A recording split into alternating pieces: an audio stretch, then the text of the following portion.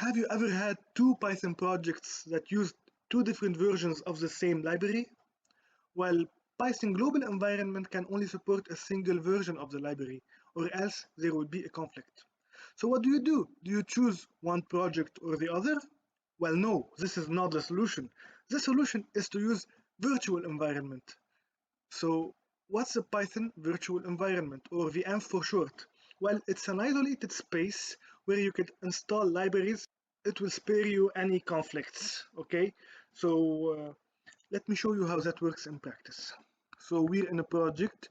I'm using VS Code, and I can open the terminal with Ctrl+Shift+U.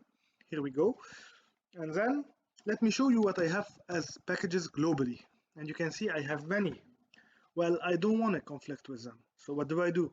I make my own virtual environment with Python -m venv, and then I give it a name. For example, my env. I usually go for venv, but that's okay. So you can see it here, okay?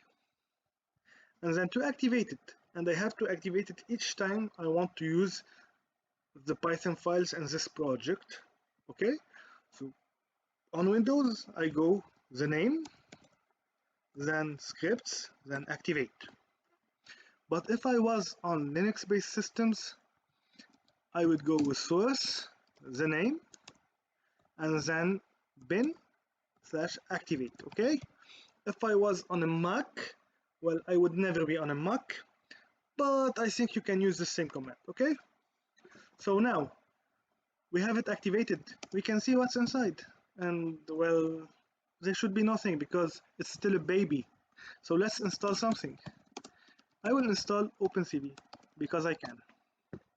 And usually OpenCV also installs NumPy because in Python OpenCV is based on NumPy, so it's built on top of NumPy. So now if I try the command again, I should see I have NumPy and OpenCV, right? And well, that's what's gonna happen. So here you have it. Now I can deactivate the environment when I want, after I have ran the scripts I want to run. And we're back to the global environment where we have all the other packages. Well, this was a small tutorial. I hope you liked it. If you want more useless stuff, more useless videos, give me a like, and you can share your experience with VMs in the comments, and I will pretend to care. Thank you very much.